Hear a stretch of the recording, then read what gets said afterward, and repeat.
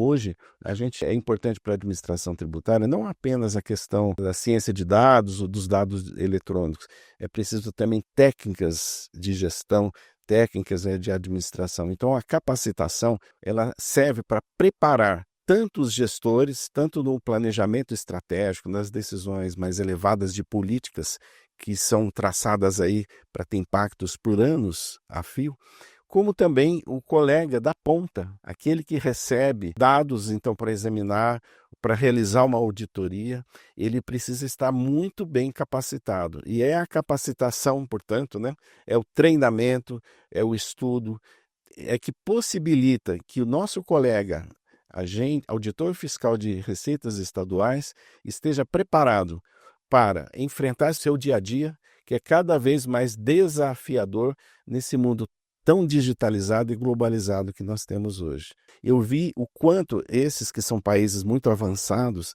quanto que seus gestores, suas administrações tributárias também valorizam a qualificação do servidor. Seja um técnico do balcão de atendimento ao público, seja um alto executivo fazendário numa posição estratégica. Então, eu diria, o gestor que não possibilita, que dificulta a capacitação, ele está equivocado. Por quê? Todo gasto com capacitação, ele não é uma despesa, ele é um investimento.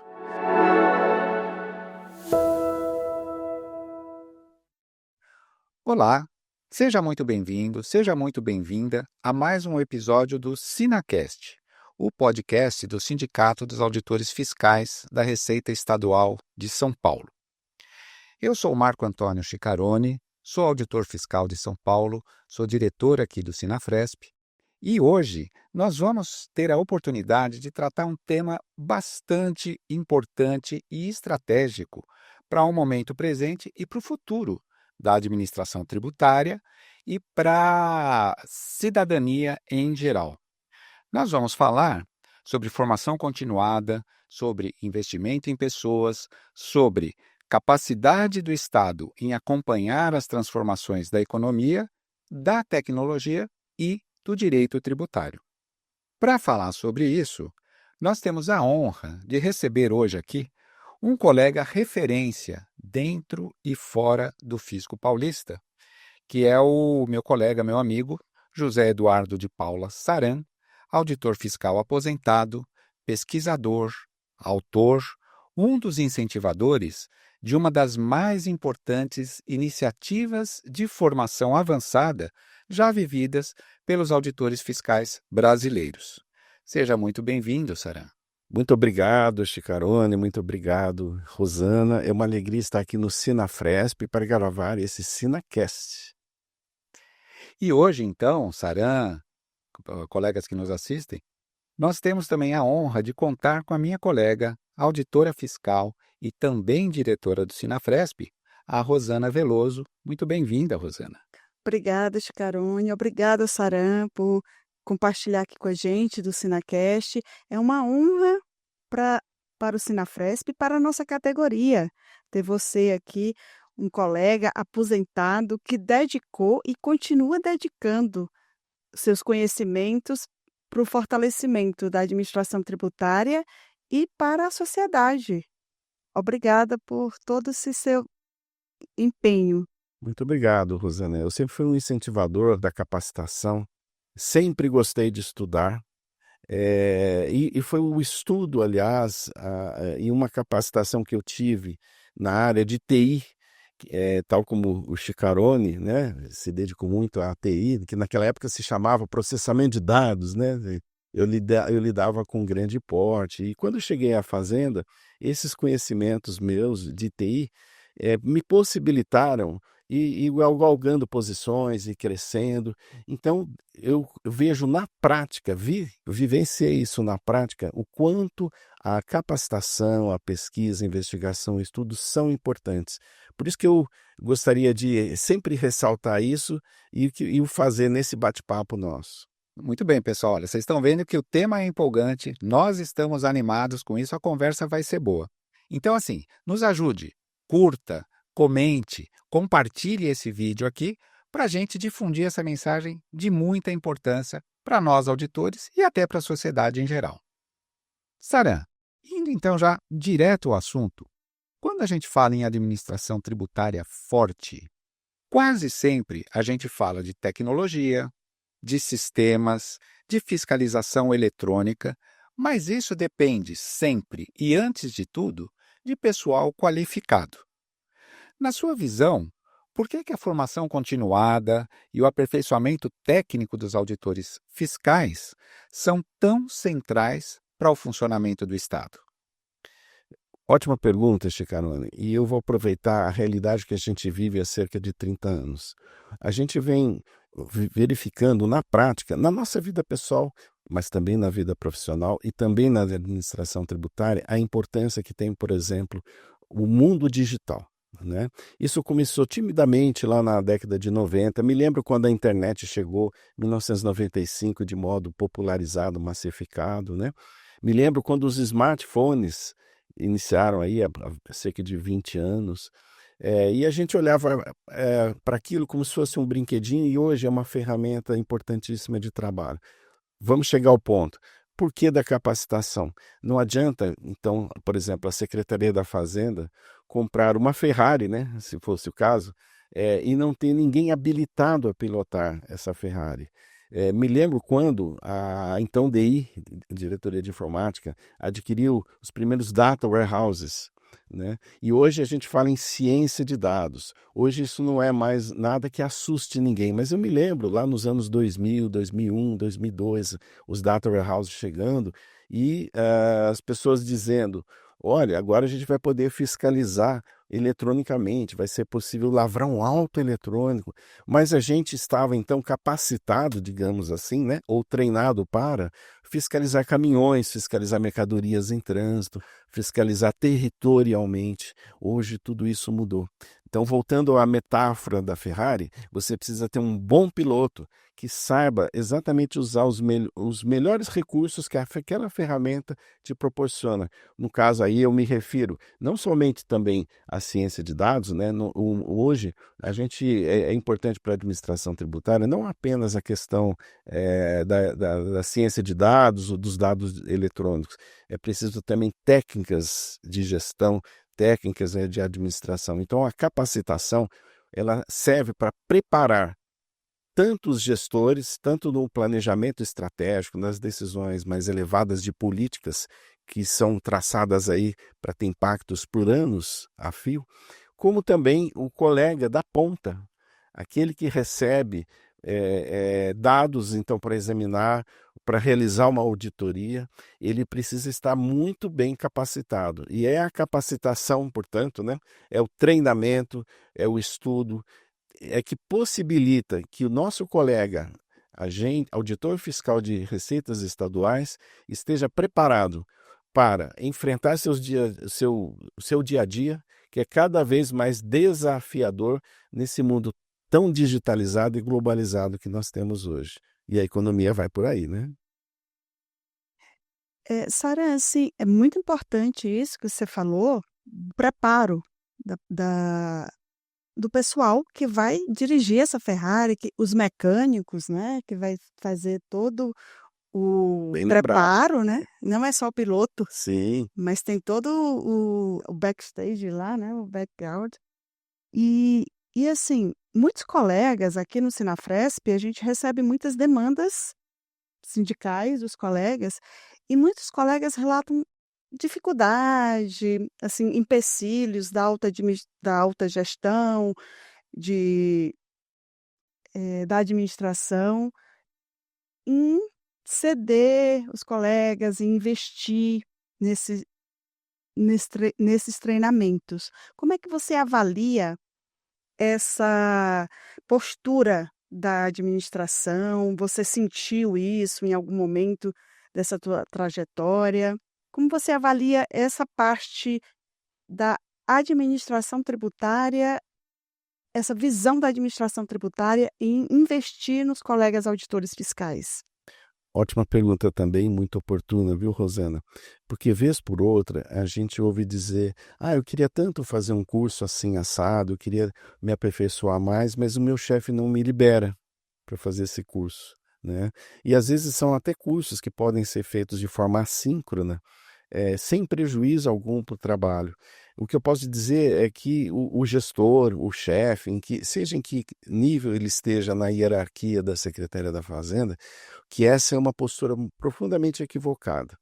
Eu fui gestor por 12 anos na Secretaria da Fazenda e por onde eu passei, os colegas que vivenciaram comigo podem ser testemunhas disso, eu sempre procurei incentivar a capacitação, o treinamento, o estudo, né? Evidentemente sempre com responsabilidade, mas quem conviveu comigo sabe dessa minha postura que eu sempre procurei adotar. E felizmente eu tive também superiores meus à época que reconheceram a importância da capacitação e eu assessorava alguns em algum momento ou aconselhava outros em outros momentos, né? A gente compartilhava a gestão. Então, em reuniões de delegados, por exemplo, e pude até representar o Estado de São Paulo em reuniões nacionais e até em missões internacionais. Eu estive no Canadá representando a Secretaria da Fazenda em missões técnicas. E lá eu via, no Canadá, como vi depois na Espanha, a gente vai acabar falando da maestria tributária, eu vi o quanto esses que são países muito avançados, quanto que seus gestores, suas administrações tributárias também valorizam a qualificação do servidor, né? Seja um técnico do balcão de atendimento ao público, seja um alto executivo fazendário numa posição estratégica. Então, eu diria, o gestor que não possibilita, que dificulta a capacitação, ele está equivocado, né? Por quê? Que fica essa frase aqui, né? Todo gasto com capacitação, ele não é uma despesa, ele é um investimento, né? Há despesas que elas são o que a gente chama de despesas correntes, como comprar água, comprar papel para impressão. Isso vai acontecer sempre porque a máquina tem que funcionar. Mas aquele papel é consumido, aquela água é consumida. Já o servidor capacitado, ele vai servir à instituição por anos ou décadas a fio. Então, eu sempre digo, gestores, chefes, colegas, invistam em capacitação. O próprio colega investir nele mesmo, né? Muitas vezes eu via isso, eu era testemunha de colegas que tinham perfil para fazer cursos, como o da própria maestria. Convidei inúmeros colegas, felizmente vários aceitaram, mas tinha colegas com um enorme perfil para fazer que, não, tem que estudar, não quero não. Então, às vezes por um certo comodismo, uma acomodação, não investiam neles mesmos. Então, pensem sempre que todo investimento, por exemplo, vamos dar o exemplo de povos que eram, por suas religiões, que eram perseguidos, né, por seus atos e não eram mal vistos por determinadas sociedades. Eles tinham sempre que, muitas vezes, mudar de país, mudar de cidade. E o que eles faziam para que eles preservassem e tivessem o mínimo necessário para sobreviver para onde eles iam? Eles investiam na educação de seus filhos. Então, a educação é aquilo que o tempo não estraga, a traça não corrói. Capacitação sempre, e é isso que eu digo. Espetacular, Saran. Olha só, o tempo não estraga, a traça não corrói. É isso mesmo. E aí, você já deu spoiler agora há pouquinho aqui, né? Sobre Bom, você é um dos incentivadores, partícipe de primeira hora desse mestrado em Finanças Públicas e Administração Financeira e Fiscal, realizado pela Universidade Nacional de Educação à Distância da Espanha, a maestria, né? E em colaboração com o Instituto de Estudos Fiscais Espanhol.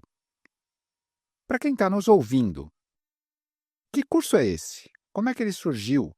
Por que ele foi tão inovador para as administrações tributárias brasileiras, inclusive?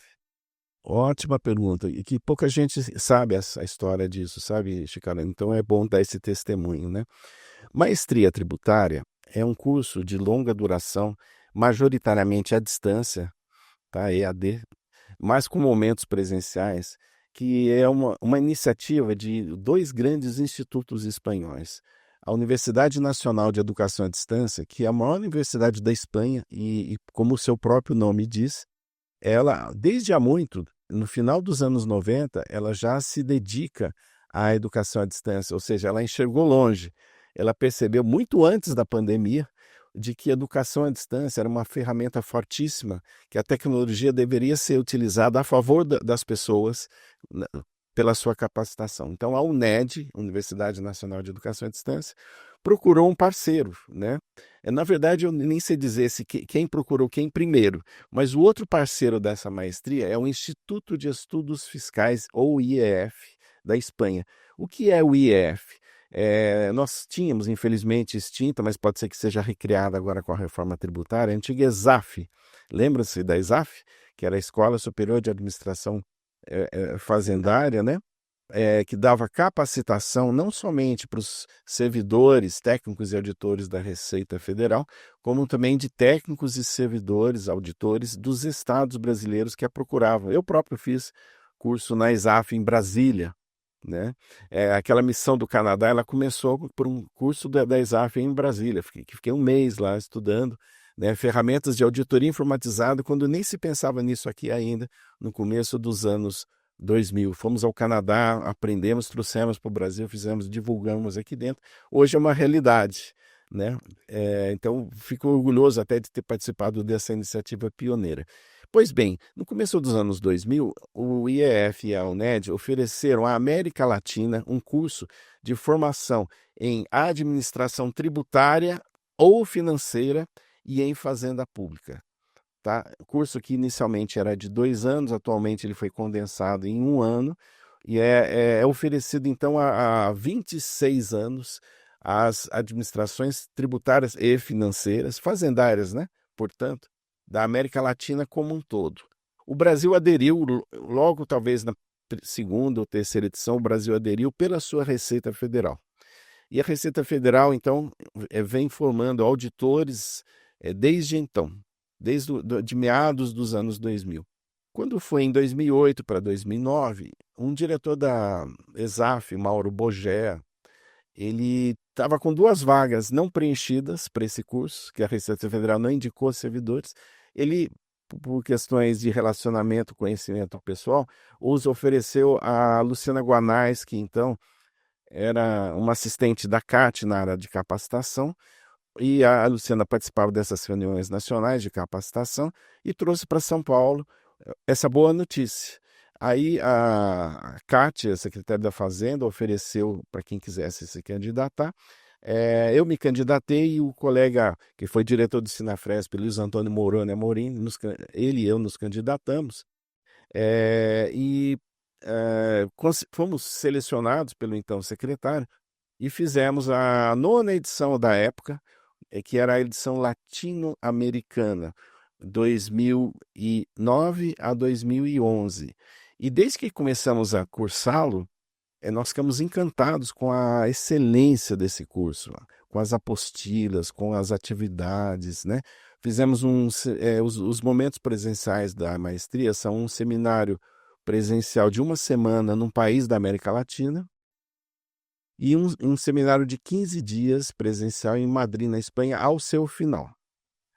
Então fizemos o seminário e íamos relatando aos nossos superiores da época a excelência desse curso. E um deles, ele era diretor da DEAT, depois passou a ser coordenador da CAT, ele pediu que a gente o copiasse no material, verificou a excelência, até porque é interessante. Veja, Rosana, o curso não era apenas para ensinar o dia a dia para um auditor fiscal. Ele ensinava também técnicas de gestão, como compor uma equipe, como liderar uma equipe. E os gestores da Fazenda vislumbraram nisso uma excelente oportunidade de formar não apenas auditores em auditoria, seja em papel, seja informatizada, mas como também formar gestores. É muito raro, até hoje, a gente não vê muito isso. Cursos para gestores, pelo menos naquela época, né? Hoje já temos aí palestras motivacionais e outras coisas, mas que não havia à época. Tá? Então, um curso formal, com disciplina, com trabalhos a entregar. E ao final da maestria, a gente tem que fazer, todos os alunos, uma dissertação, que seria uma dissertação de mestrado. À época, eu falei sobre a importância do ICMS e as ferramentas de auditoria informatizada que estávamos tendo à época, Chicarone. Foi muito bem acolhida lá pelos nossos mestres, nossos professores, né?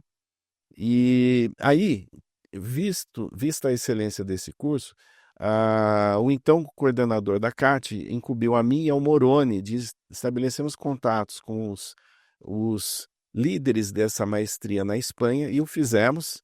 Isso levou todo o ano de 2012, e aquilo que parecia impossível se concretizou. Nós conseguimos, vejam só, a maestria tinha assim duas. O Brasil, excepcionalmente pelo seu tamanho, tinha às vezes 4 vagas, sempre 2 da Receita Federal, né? Ou às vezes as 4 eram preenchidas pela Receita Federal. Graças às nossas gestões junto à Espanha, eles formataram, conseguimos essa proeza, né?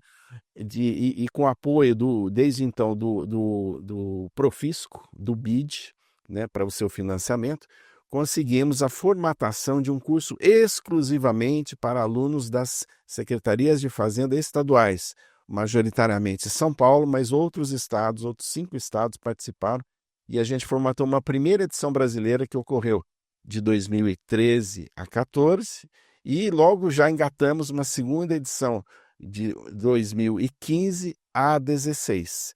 Então, nós fizemos 2 edições exclusivamente para o Brasil, com cerca de 30 alunos, dos quais 80% de São Paulo.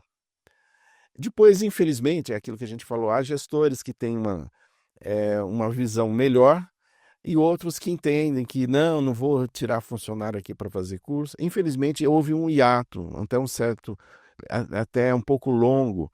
Então, nós não tivemos maestria de 2017 até 2022, mas graças aos esforços que já era a EGESP à época, né, do Rodrigo Bezerra, da Gabriela Lubes, né, eles me chamaram, eu não estava aposentado ainda. Sarão, vem cá, vem aqui a São Paulo, vamos conversar, o que é essa maestria mesmo? Nós estamos querendo retomar. E aí, dessas conversas minhas com eles, fizemos reuniões aí já com a pandemia, a nossa expertise adquirida na pandemia de contatos online, fizemos várias reuniões com os líderes da maestria lá na Espanha, né? Vários ainda da minha época que me conheciam, né? Isso facilitou, de certa forma, aí, o trato para isso. E 2022 foi a retomada, e aí conseguimos concretizar.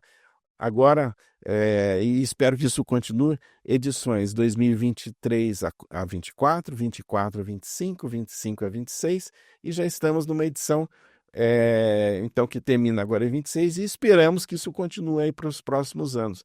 Nessa retomada, o número de alunos de São Paulo já não é tão grande, mas ainda é expressivo, cerca de 12 alunos por ano. Tem também alunos de outros estados brasileiros, que essa participação de outros estados viabilizada pelo Concefaz. Então, eu fico muito feliz, né, que essa maestria aí já está na sua enésima edição, né, e sempre agora com alunos brasileiros, e especialmente alunos de São Paulo. Isso me deixa muito satisfeito, né, por ter participado ver o nascimento desse filho.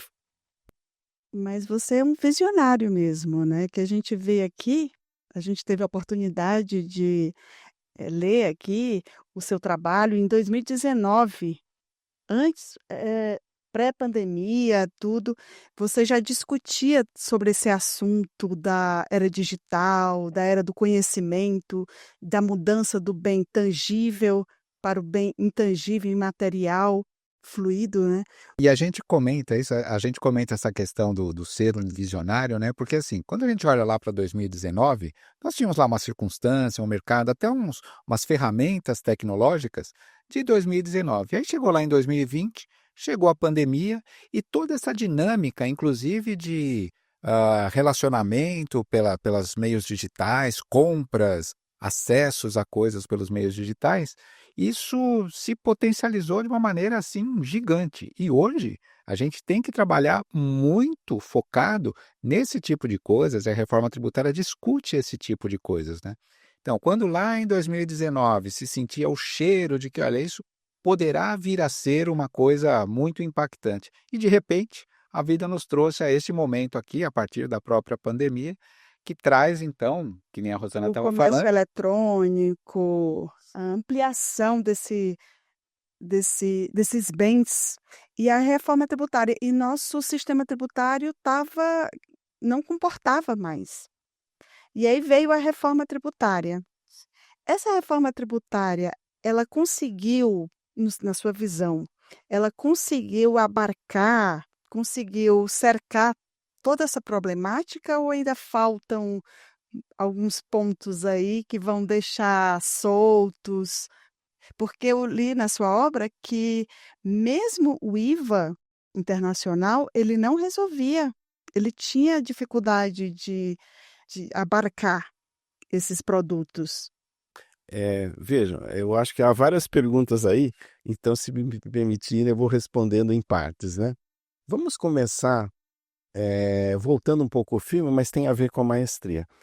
Aqui nós estamos vendo um livro que foi publicado em 2021 pela editora Noeses, que é vinculado ao IBET, aliás, é um instituto de ensino pelo qual tenho um grande carinho. Hoje sou professor e palestrante do IBET, né? Mas a gente chega lá. Ele foi publicado em 2021, mas ele é fruto de um mestrado. Então, eu vou fazer agora, a gente vai retroagindo. Ele é fruto de um mestrado que eu desenvolvi na PUC de São Paulo, mestrado acadêmico, né? Iniciado em 2017 e finalizado em 2019. E como a minha dissertação foi muito bem acolhida e muito bem avaliada, houve a recomendação para que virasse um livro. E eu me dediquei a esse livro nos anos, logo que veio a pandemia, 2020, 2021, e conseguimos lançá-lo em dezembro de 21. Mas como você lembrou, é fruto de pesquisas feitas até 2019 que eu atualizei em 20 e 21, né? Antes de fazer o mestrado, eu fiz uma especialização na PUC, né? Desculpa, uma especialização no IBET, né?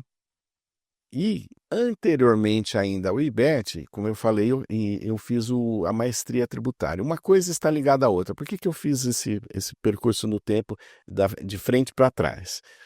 Quando fiz a maestria, na virada dos anos 2000 para 2010, eu até então, Rosana, Marco, eu nunca tinha ouvido falar de OCDE, CIAT, o que é isso, né? Preço de transferência, o que é isso? O que é arm's length, né? Ah, políticas internacionais, políticas de relacionamento com o contribuinte, como assim?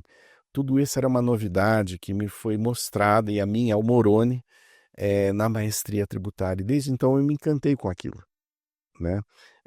Por ter facilidade com idiomas, então eu comecei a me enfronhar. Eu terminei a maestria de modo formal, mas eu continuei estudando. E aí, em 2014, surgiu uma oportunidade que nos foi gentilmente oferecida pelo secretário à época, né, doutor André Calab, de a secretária da Fazenda enviar 2 pessoas para uma reunião da OCDE, que aconteceu em Tóquio, no Japão. Eu me candidatei e o colega Oswaldo Carvalho, que então ele era adjunto da CAT, né? Se candidatou também. E, aliás, quero assim fazer meus elogios e meus agradecimentos ao Oswaldo Carvalho.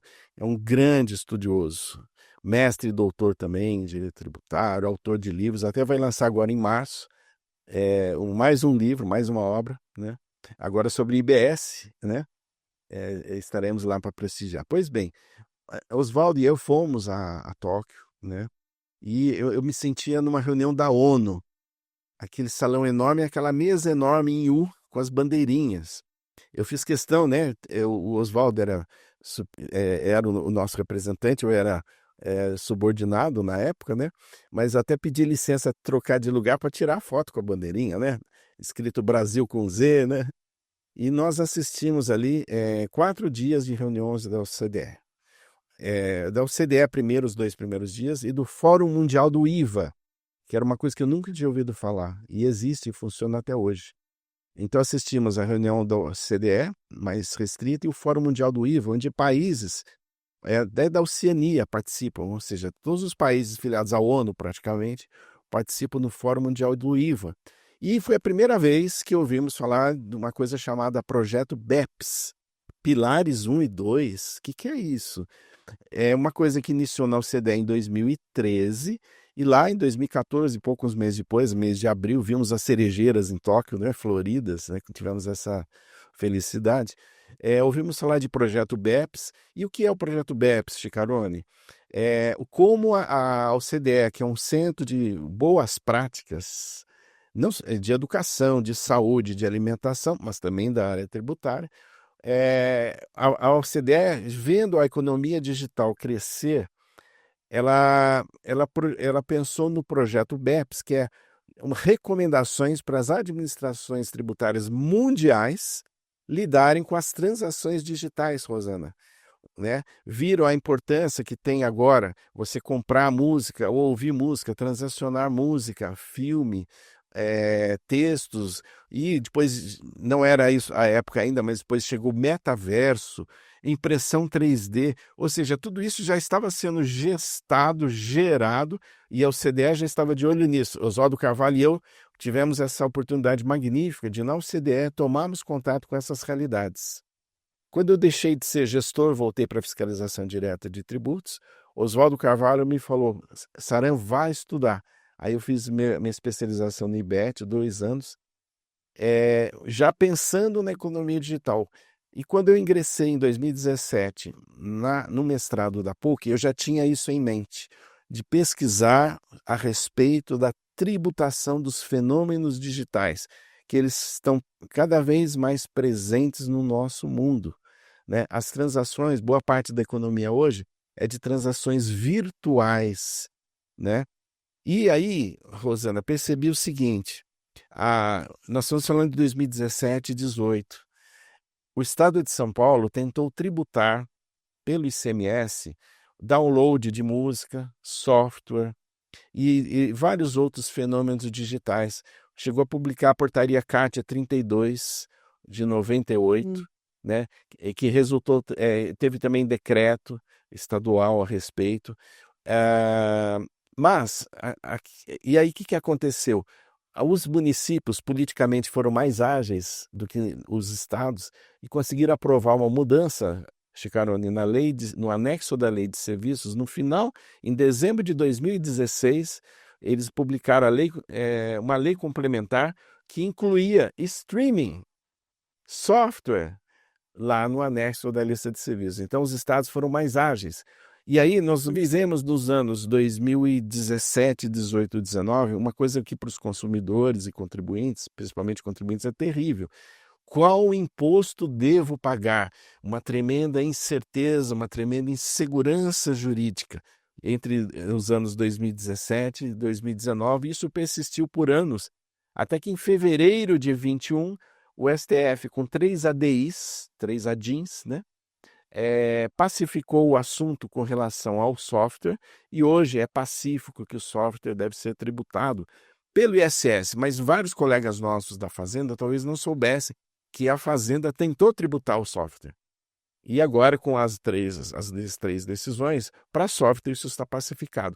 No meu estudo, no meu livro, eu digo assim, para o software sim, mas para o streaming, a meu ver, no meu ponto de vista, não está pacificado que deve ser tributado pelo ISS. Vem sendo tributado na prática, porque como tem um item da lista de serviços 109 na lista de serviços, as empresas, para não, vamos dizer, serem autuadas pelos municípios, elas recolhem o ISS, a meu ver, de forma inconstitucional. Então, eu vislumbrei que aquele era um campo fantástico de pesquisa, desenvolvi o mestrado nesse sentido, tributação digital, que eu chamo na minha pesquisa de over the top. Por exemplo, Airbnb, Uber, jogos eletrônicos. Quando você compra, né, os adolescentes que gostam dos joguinhos, né, que compram um campo de força, um território, um escudo, uma fortaleza e pagam muitas vezes em cartão de crédito, como que isso pode ser tributado? Depois do lançamento do meu livro, veio o metaverso, que agora cai um pouquinho, né? A discussão sobre metaverso, mas enfim, se você comprar um tênis Nike virtual, né, para colocar no seu avatar no metaverso e pagar financeiramente aquilo, como que vamos tributar isso? Então, é um campo fantástico. Eu acho que nada ainda está extremamente pacificado e solidificado. Eu acho que é um campo que ainda, vamos dizer assim, para quem gosta de estudar e pesquisar, a pesquisar a economia digital, ainda vamos por muitos anos. Aí você me perguntou da reforma. Pois bem, a minha conclusão no mestrado e depois no livro, né, foi que começou da Escola de Direito Tributário do professor Paulo de Barros Carvalho, né, recentemente falecido, que concebeu um modelo fantástico chamado Regra Matriz de Incidência Tributária, que tem 5 critérios: material, espacial, temporal, no antecedente da norma. Algo que pode acontecer no futuro, um futuro incerto, mas que poderá ocorrer. E aí, quando ele acontece de forma material, leva ao consequente da norma, que aí são 2 critérios, né? O critério pessoal, quem é o sujeito ativo e quem é o passivo, e o critério quantitativo, qual é a base de cálculo, qual é a alíquota. Então, no meu livro, na minha pesquisa, eu constato, né, e tento demonstrar ali para o nosso leitor que fenômenos digitais, como o Uber, como o streaming, né, a Netflix, quando você ouve uma música e paga uma assinatura do Spotify, eu procuro demonstrar que esses fenômenos não conseguem caber no figurino limitado e ultrapassado das regras matrizes do ICMS e do ISS, que foram concebidos nos anos 60, 1965, pela Emenda Constitucional 18. Então são figurinos para um mundo, Chicarone, em que a economia ainda era física, tangível, em que o território era importante. Mais ainda, no caso do ICMS, tributação na origem, basicamente. O ISS já é no local onde o serviço é prestado, mesmo assim há discussões ali, é a sede da empresa ou é o canteiro de obras, né? Então tem algumas ainda discussões ali. Então a pergunta, a reforma tributária trouxe vantagens então para a tributação, seja para fisco, seja para contribuinte e seja para a sociedade como um todo, né? Porque afinal o fisco arrecada para beneficiar a sociedade, né? Com serviços, etc., né? Com segurança e tudo mais. Eu diria que sim, Rosana. A reforma tributária nesse aspecto ela pode estar sujeita a críticas, sem dúvida que há críticas sempre. Restringiu a autonomia dos estados e municípios, etc., né? Quando tiver uma pendência, um litígio, onde você vai litigar, né? Comitê gestor não tem um território, né? Poderá ter uma sede física em Brasília, mas se a fonte do produto ou do serviço está num estado e ele é consumido, ele é comprado em outro estado, em qual dos estados, em qual dos municípios você vai litigar, não é isso? Mas esse é outro aspecto que está fora do nosso objeto aqui. Eu diria que a reforma, né, ao trazer IBS e CBS, o pessoal brinca, né, que IBS e CBS, este cara, é para tributar tudo, até pensamento, né? Praticamente tudo cabe na regra matriz do IBS e CBS, quase tudo, né? Então, royalties, locação, coisas que antes não estavam tributadas por tributo algum, agora estão. Pois bem, num aspecto a reforma foi positiva, Rosana. Ela traz segurança, tá? Então, o provedor do Spotify sabe que ele vai ter que recolher CBS e IBS e que o seu fenômeno de riqueza cabe na regra matriz de IBS e CBS. Tá? Chicarone, transações que envolvem royalties, né, cabem agora na regra matriz. Então, mas focando agora especificamente em streaming, por exemplo, streaming claramente algo que a regra matriz de IBS e CBS prevê. Vai ter um aumento da carga tributária? Creio que sim, né? Porque se hoje o streaming é tributado a 3 a 5% pelo ISS, conforme a lei municipal do município do provedor, isso vai se elevar, se for a tarifa flat, a cerca de 26,5%, né? mas creio que possa haver aí um redutor. Mesmo assim, deve ter um aumento da carga tributária. Isso para o contribuinte é positivo. Para a sociedade, eventualmente pode ser, porque pode ser que haja um encarecimento desses serviços. Porém, para aquele contribuinte que está preocupado em pagar o certo, e com certeza, aí não tenho dúvida em dizer que aí, nesse aspecto, foi positiva a reforma ao trazer previsibilidade e simplicidade e, mais ainda, neutralidade. Porque hoje, na atual economia sem reforma, há atividades econômicas muito tributadas e outras menos tributadas. Com a reforma, você vai ter uma certa uniformidade e isso confere uma neutralidade e decisões econômicas de onde vou colocar minha sede, minha unidade produtiva, minha unidade de prestação de serviços, tornam-se agora mais racionais no sentido de que não vai ser decidido por onde eu pago menos imposto. Vai ser decidido por onde eu tenho melhores profissionais, onde está o meu centro consumidor, né? Então, as decisões dos investidores tornam-se mais racionais, né? Otimizando a economia, Chicarone. Logística vai prevalecer. Agora, Sara, então, olha só, nessa esteira, né? Até muito recentemente, você esteve muito próximo da administração tributária, dos gestores aqui até 2022, aí você se aposentou, mas ainda hoje continua atuando como professor em diversas instituições de estudos tributários, faculdades, então assim, você está muito perto desse assunto. E aí o que eu queria trazer um pouco até para as nossas questões mais aqui como é que você vê a atuação da Secretaria da Fazenda, e eu vou trazer isso aqui em duas instâncias, né?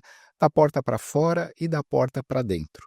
Então, assim, a atuação que a Secretaria da Fazenda de São Paulo tem tido no influir nessas decisões sobre, ou nesses encaminhamentos sobre a implementação das leis complementares, da própria emenda constitucional e depois das leis complementares, que vão dar suporte a isso, que não está perfeitamente definido ainda, está em construção.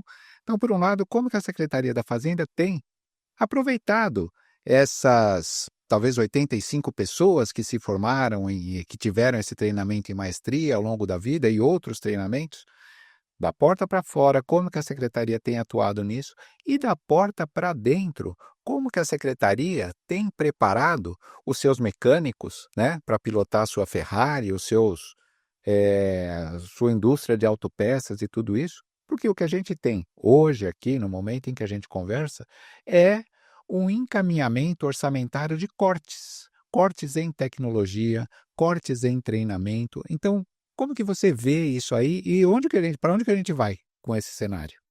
Tá bom. Chicarone, eu vejo aí ao menos 2 ou 3 perguntas, né? Sim. De novo, vamos tentar respondê-las por partes. Então, por exemplo, de forma prática, qual o retorno que a maestria tem dado para a Secretaria da Fazenda, porta adentro e porta afora? Se você me permite, eu vou citar aqui 2 nomes, tá? Uma é a nossa delegada tributária de Bauru, a querida amiga Luciana Grillo. Ela fez a primeira edição brasileira que nós ajudamos a viabilizar em 2013 e 2014. Lá estava a Luciana. E ela tomou contato com, enfim, todos esses conhecimentos que eu citei para vocês, OCDE, políticas de conformidade, políticas de tratamento ao público, auditoria informatizada, a Luciana Grillo, como outros valorosíssimos colegas também. Eu estou usando exemplos pessoais, né, o que nem sempre é bom, mas para trazer concretude ao que eu vou dizer. A Luciana Grillo vem participando já há muito, por exemplo, do Movimento Viva lá da Fresp, onde ela aportou os conhecimentos que ela adquiriu na maestria e contribuiu. E agora, nessas discussões de comitê gestor e da formatação, o que era o antigo PLP 68 e o PLP 108, a Luciana aportou também contribuições com o seu conhecimento, com a sua vivência, né? Para que São Paulo fosse bem representado lá nas reuniões nacionais que acabaram resultando no PLP 68 e 108. Vou dar outros nomes aqui, né? Nós temos o José Paulo Neves, que foi presidente do TIT muitos anos. Nós temos o Fábio Cruz, atual presidente do TIT, e o Fábio Bertolucci, que tem sido um alto assessor aí dos níveis estratégicos da Secretaria da Fazenda. Os três, eles fizeram uma edição da maestria logo depois da minha edição. E eu, modestamente, eu acho que contribuí para que, conversando com eles, os incentivasse, né, a fazer a maestria. Eles fizeram a maestria latino-americana, que tinha colegas, que aliás é uma experiência fantástica. A gente aí tem colegas do México, da Argentina, do Chile, da Bolívia, da Colômbia, e isso traz muita riqueza também, muita vivência. Então, só pela qualidade, o nível dos nomes que eu citei aqui, vocês podem mensurar enfim, o retorno que essa maestria vem trazendo. Não vou falar no passado, não, falo no presente. Ainda traz e trará para a Secretaria da Fazenda. Quero citar, por exemplo, o colega que eu tive a satisfação, a honra de orientar na edição 2023-24, o Luiz Antônio Martinelli. CT. Aliás, 24, 25, o Martinelli, ele é da CT e ele representa São Paulo nas reuniões que ainda existe, da COTEP e do CONFAS. Né? Ele assessora as alterações legislativas que são produzidas. Os decretos estaduais, Chicarone, talvez os colegas nem saibam, muitos deles são gestados, redigidos até ali nos nossos gabinetes da Região Pestana 300, né, no andar da consultoria tributária. Então, o Martinelli, com seu conhecimento adquirido na maestria, também tem contribuído para a excelência aí, das legislações paulistas que vêm sendo feitas. E posso citar outros colegas ainda, da DEAT, são supervisores, né? O Márcio, que recentemente chefiou aí uma grande operação de fiscalização, desvendando fraudes, né? Ana Paula Galeta, o atual diretor da consultoria tributária, o Fábio Pimentel, que está fazendo. Estou tendo a honra também de fornecer-lhe uma orientação para a dissertação da maestria. Então, esses colegas, sem dúvida, não tenho nenhum receio de dizer que eles trouxeram qualificação à produção interna, seja legislativa, seja de formatação de operações de fiscalização, seja lidar com a ciência de dados para examinar dados dos contribuintes, né, no Big Data que a Secretaria da Fazenda detém, né, isso internamente. Externamente, participando das reuniões nacionais que resultaram nos PLPs 68 e 108, atuais leis complementares 227 de 25 e 225 de 26, se a memória aqui não me falha, né? Então, tanto externamente como internamente, a maestria vem rendendo frutos. E eu espero, né, que os atuais e futuros gestores da Secretaria da Fazenda continuem investindo não só na maestria. Eu quero chamar a atenção, assim, vários colegas nossos, e me parece que há uma resolução que permite isso, mas é preciso que haja uma certa também atitude positiva, proativa dos gestores em permitirem que os colegas procurem as capacitações, seja fazendo cursos de graduação em Direito, seja procurando pós-graduações, não só em Direito, em Contabilidade da FIPECAF, em Administração de modo geral, GV, os cursos de especialização tributária do IBET, do qual sou professor, da PUC Cojás, também atuo lá, né, como professor assistente, e BDT, que é ligado a São Francisco da USP. Então, nós temos hoje cursos excelentes e cursos também para formação de gestores, que há alguns aí já no mercado. Agora, um curso completo com uma maestria, que fornece conhecimentos de orçamento, da área orçamentária, da área financeira, de auditoria, de fiscalização, de política tributária, de reforma tributária e de gestão com uma maestria. Desde então eu não conheci nenhum. A meu ver, hoje é um curso de complementação mais completo que há para as administrações tributárias. Então, lamentaria muito se a Secretaria da Fazenda deixar de investir em capacitação de modo geral e em capacitação na maestria de modo particular. É preciso que isso continue. A nossa carreira, que é uma carreira típica de Estado, ela tem uma vantagem eh, peculiar, que é a diversidade dos nossos colegas. Temos colegas não só formados em direito, mas em economia, em contabilidade, em engenheiros, eh, temos colegas médicos de várias áreas. Então isso enriquece e possibilita que vários colegas, a gente estava conversando aqui, são 12 colegas atualmente, é isso?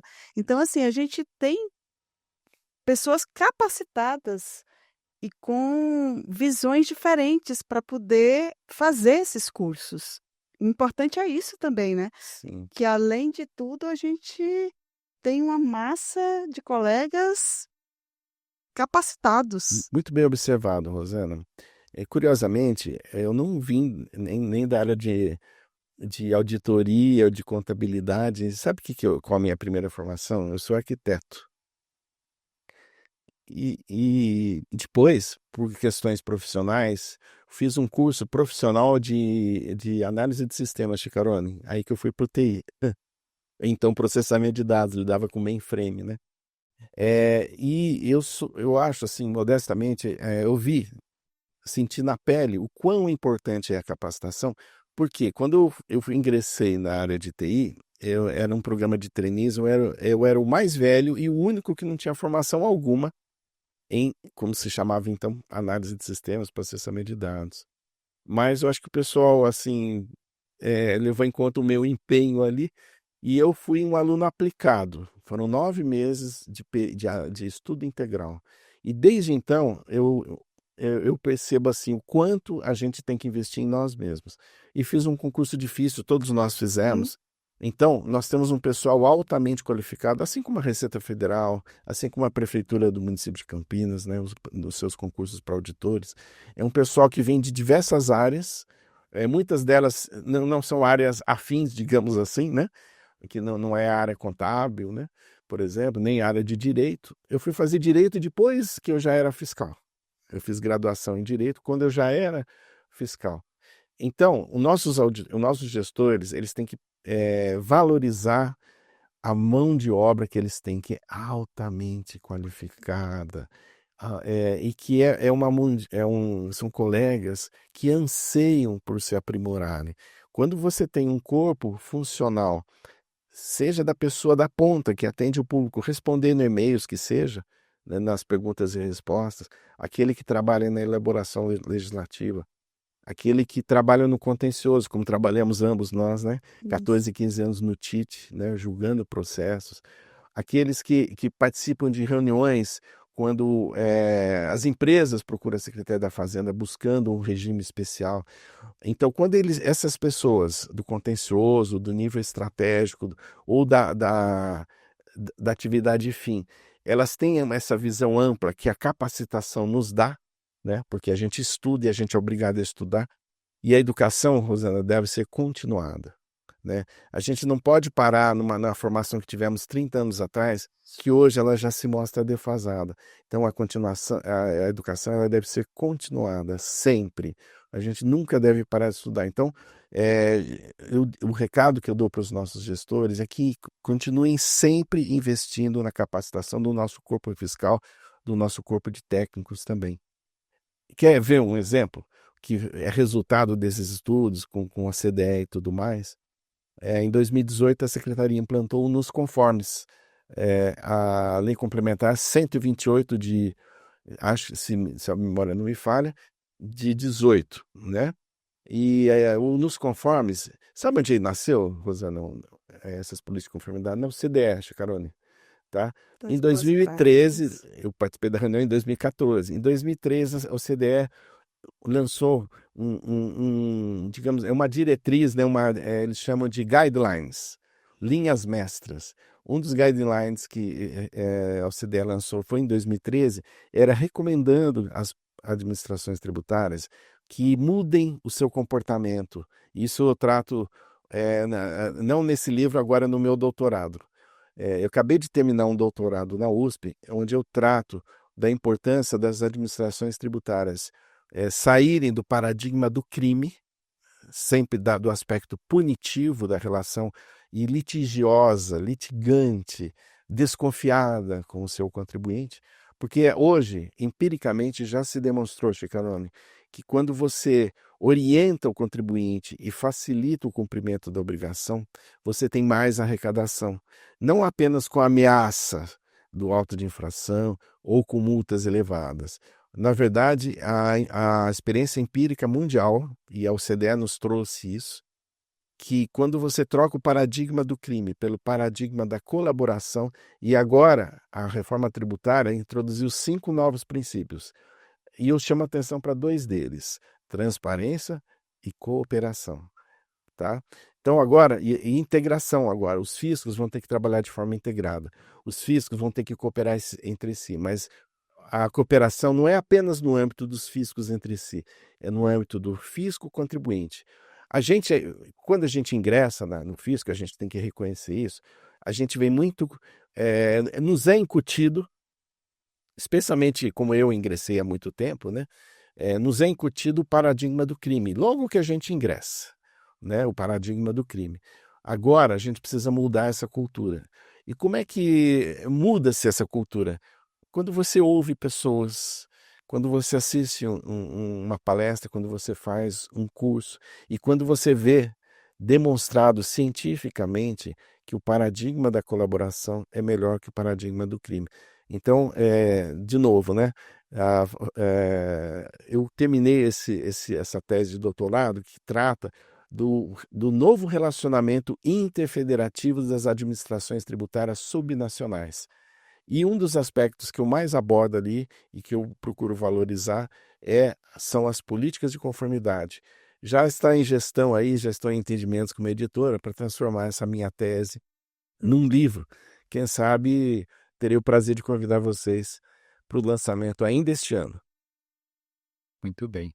Bom, Saran, assim, espetacular essa nossa conversa aqui. Então, eu estou entendendo desta nossa dinâmica aqui, assim, que a importância mesmo, a quão imprescindível é que a gente mantenha essa nossa educação continuada, o corpo de auditores. Nós vamos ter agora um concurso para 200 auditores, né? Ainda este ano, agora em fevereiro é a prova.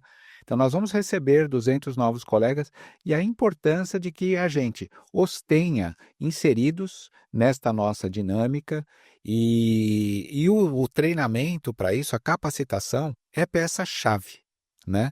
Então, que mensagem você deixaria para os nossos colegas gestores fazendários, para os nossos colegas da alta administração, para os nossos colegas objeto dessa formação, de buscarem, se empenharem em buscarem essas formações, para que a gente tenha, então, uma administração tributária, uma Secretaria da Fazenda do tamanho que São Paulo precisa e que São Paulo merece?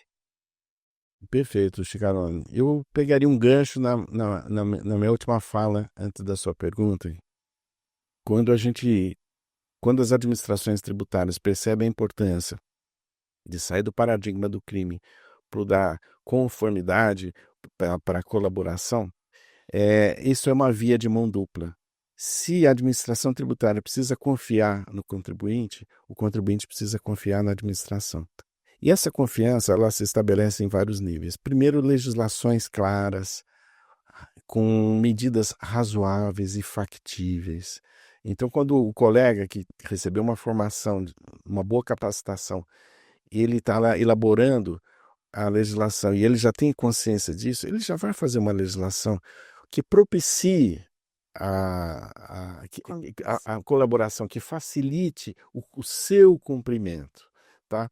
Que o colega de uma supervisão da DEAT, por exemplo, que for analisar um pedido de regime especial e sabe da importância de você ter o contribuinte confiando na administração. Quando ele demonstra que tem essa capacitação, quando numa reunião presencial ou quando num despacho percebe-se o alto nível técnico desse despacho, dessa legislação, ou de uma conversa presencial que seja, ou da alta qualificação de um voto de um colega juiz fazendário no TIT, automaticamente a sociedade passa a nos respeitar. Se já nos respeita, respeitará ainda mais. Se já nos valoriza, valorizará ainda mais. Então, lembrando da via de mão dupla, quando a sociedade respeita e confia na administração tributária, que é materializada por seus servidores, sejam gestores, seja quem está na ponta, esse contribuinte irá cumprir melhor, porque entende cumprir melhor a legislação, porque entende que aquela legislação é a legislação razoável e possível para aquele contexto que nós temos. Não entenderá que o fisco está exorbitando das suas funções, ou que está extrapolando suas capacidades, ou que está impedindo a livre concorrência. Ao contrário, né? Quando nós, servidores, estamos antenados com as melhores práticas, e essas melhores práticas, CIET, ou CDE, escolas fazendárias, são instrumentos de divulgação dessas boas práticas, esse servidor estará melhor capacitado para exercer sua função. E um fisco atuante, sério e que é respeitado, aquilo vai se refletir naturalmente num alto cumprimento da conformidade tributária, em suma, em maior arrecadação, né? Mas não só arrecadação. Você começa a eliminar, então, fraudes, você começa a eliminar a concorrência desleal. Então, isso é um ciclo virtuoso. E qual é a chave disso tudo? O servidor bem capacitado e motivado. Evidentemente que há aspectos também como remuneratórios, de segurança no seu trabalho. E quando ele percebe que o ente onde ele trabalha investe nele, ele passa a ter mais amor ainda e vestir mais a camisa desse mesmo ente.